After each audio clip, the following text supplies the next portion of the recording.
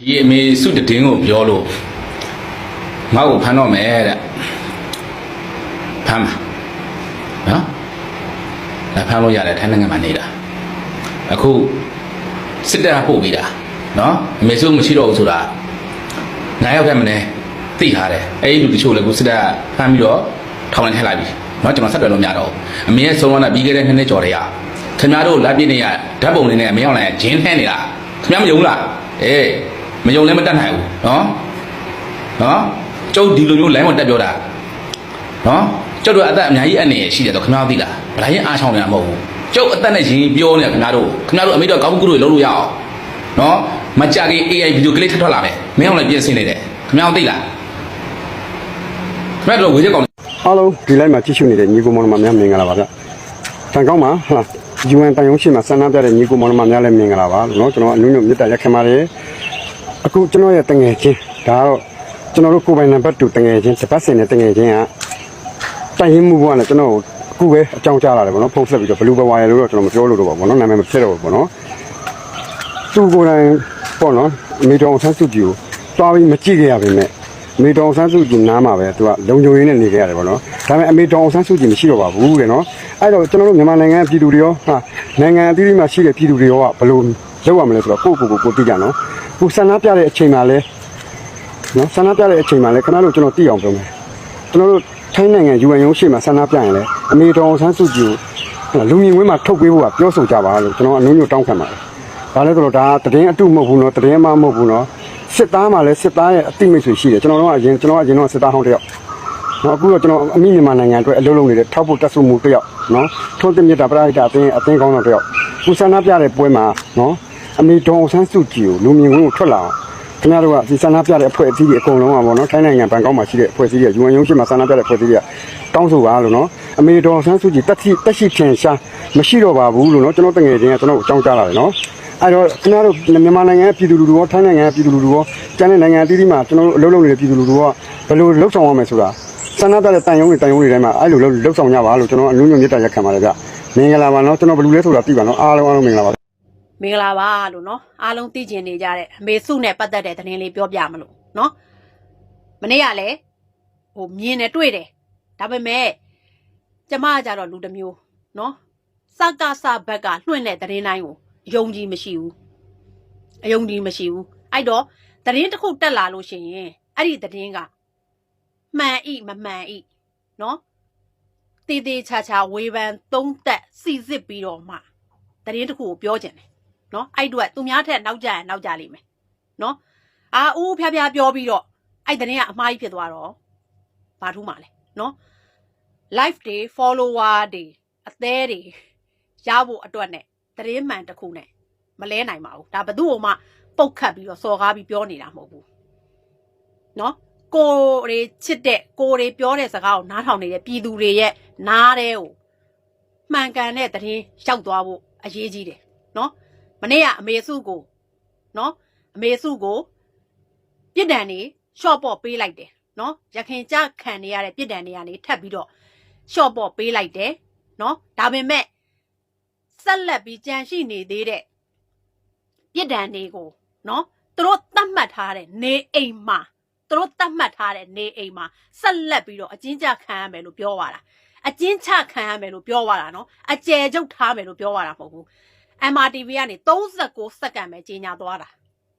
ာနော်သူတို့သတ်မှတ်ထားတဲ့ကြံရှိနေသေးတဲ့ပြစ်ဒဏ်တွေကိုသူတို့သတ်မှတ်ထားတဲ့နေအိမ်မှာဆက်လက်ပြီးအကျဉ်းချခံရမယ်လို့ပြောသွားတာနော်အကျယ်ချုပ်နဲ့အကျဉ်းချထားတာနဲ့မတူဘူးအရင်အမေစုပါဝါ54မှာအကျယ်ချုပ်ချခံနေတော့မြင်မိုးတယ်မလားအမေစုဘယ်သူနဲ့မဆိုခြံဝါလေးထွက်ပြီးစကားပြောလို့ရတယ်ခြံထဲဆင်းလန်းလျှောက်တယ်အမေစုရဲ့ပုံရိပ်ကို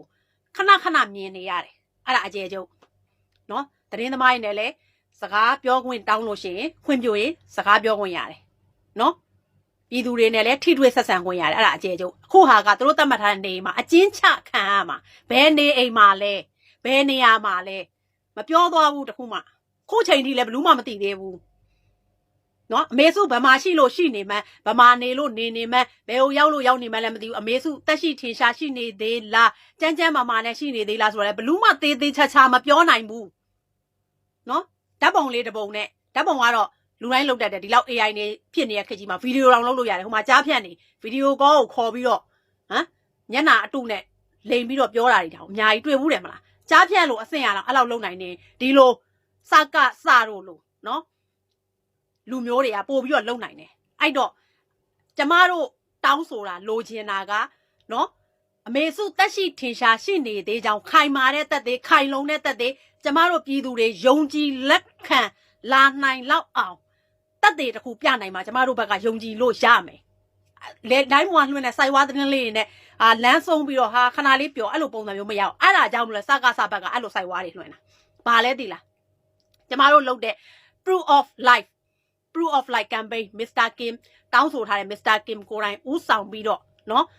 လုပ်တဲ့ proof of life အစီအစဉ်ရဲ့ထိရောက်မှုပဲအဲ့ဒါသိလားနော်ကျမတို့ပြည်သူတွေဘက်ကတောင်းဆိုတာအတန်တွေအများကြီးထွက်လာတယ်နော်နိုင်ငံတကာရဲ့ဖိအားတွေကိုရှောင်ဖို့အတွက်စကားစရဲ့လှည့်ကွက်ကြီးအမေစုကိုအသုံးချနေတာနော်အဲ့တော့မသေးကြမရေရတဲ့သတင်းတွေကြားထဲမှာနော်မျောနေမဲ့အစား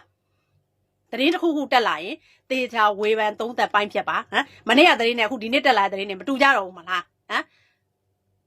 အခုဘယ်လိုလဲအားကြောင့်မို့ကျမကသတင်းတစ်ခုရလာချက်ချင်းမပြောချင်ဘူးကိုပြည်သူတွေရဲ့နားတွေကိုမှန်ကန်တဲ့သတင်းပဲထည့်ပေးခြင်းနဲ့လွှင့်ပေးခြင်းနဲ့ပြောပြခြင်းနဲ့နော်အဲ့တော့မနေ့ကတည်းကလည်းမေစုရဲ့သား Mr. Kim Eric ကိုယ်တိုင်ထပ်ပြီးတောင်းဆိုထားပါတယ်နော်ဒီ proof of life campaign အစီအစဉ်ထိရောက်တဲ့အတွက်ဒီလိုဖြစ်လာတာအဲ့တော့အမေစုကိုခိုင်မာတဲ့သက်သေနဲ့နော်အမေစုတက်ရှိထင်ရှားရှိနေသေးကြောင်းခိုင်မာတဲ့သက်သေနဲ့ချမပြနိုင်မချင်းသူတို့ဘက်ကချမပြမချင်းဒီအစီအစဉ်ကိုနော်ဆက်ပြီးတော့ပြည်သူတွေဘက်ကတောင်းဆိုဖို့ Mr. Kim ကိုယ်တိုင်ထပ်ပြီးတောင်းဆိုလိုက်ပါတယ်နော်အဲ့တော့ကျမတို့ကဒီ proof of life အစီအစဉ်ကိုဆက်သွားရမယ်နော်စကားစားတို့ကလက်နက်တွေကင်ထားပြီးတော့ဟမ်ယောက်ျားရင်းမှာအုပ်လိုက်ကြီးရနေပြီးတော့ဒီအသက်80ကျော်အမျိုးသမီးကြီးကိုခုထိသူတို့ကြောက်နေရတော့အဲ့အမျိုးသမီးရဲ့အရှိန်အဝါသူတို့ဘလောက်စိုးမိုးထားလဲဆိုတာကြည့်လိုက်နော်အသက်80ကျော်နေပြီအသက်80ကျော်နေပြီဘာလက်နက်မှလည်းမရှိတဲ့အမေအိုကြီးအဲ့ဒါကိုခုချိန်ထိသူတို့ကြောက်နေရတော့အဲ့တော့သူတို့ရဲ့နောက်ွယ်မှာအဲ့လောက်ကြောက်ရလောက်အောင်နော်ဘာတွေမဟုတ်တန်းတရားတွေလုပ်ပြီးတော့ဘလောက်တောင်မှရုပ်မာထားသလဲဆိုတာဟိုကထွက်လာပြီးတော့နော်စကားလေးတစ်ခုပြောမှတော့ကြောက်တယ်နော်အဲ့တော့မေစုရဲ့အရှိန်အဝါကနော်လူကိုထောင်ထဲထည့်ထားပေမဲ့အဲ့ဒီသူတို့ထောင်ထဲထည့်ထားတဲ့အဲ့ဒီအမျိုးသမီးရဲ့အရှိန်အဝါဩဇာအဲ့ဒီဟာအခုချိန်ထိသူတို့မဖုံးနိုင်သေးဘူးမလွှမ်းမိုးနိုင်သေးဘူးသူတို့အခုထိကြောက်နေရတော့အားကြောင့်ဒီလူကိုထုံမပြရဲတာဟမ်အတောင်20ဝစ်မင်းယောက်ျားနာမည်ခံထားပြီးတော့ဟမ်ကြောက်တက်လိုက်တာအသက်80ကျော်လက်နက်မရှိတဲ့အမေအိုနော်အဲ့ဒါကိုကြောက်တက်လိုက်တာအဲ့တော့ကျမတို့ပြည်သူတွေအနေနဲ့နော်မေစုတက်ရှိထင်ရှားရှိနေသေးကြောင်းနော်ခိုင်မာတဲ့တက်သိနေတကွာပြပါဆိုတဲ့အစီအစဉ်ကိုဆက်လက်ပြီးတော့ပါဝင်ရမှာဖြစ်ပါတယ်ပါဝင်ပြီးတော့တောင်းဆိုရမှာဖြစ်ပါတယ်အခုကျမလည်းပြည်သူတယောက်အနေနဲ့တောင်းဆိုပါတယ်နော်နိုင်ငံတော်ဤအတိုင်ပင်ခံပုဂ္ဂိုလ်နော်လူထုခေါင်းဆောင်အမေတော်အောင်ဆန်းစုကြည်ကျမ်းမာစွာနဲ့တက်ရှိထင်ရှားရှိနေသေးကြောင်းခိုင်မာတဲ့တက်သိနေတကွာပြပါ Free our leader Aung San Suu Kyi Free all political prisoner Proof of life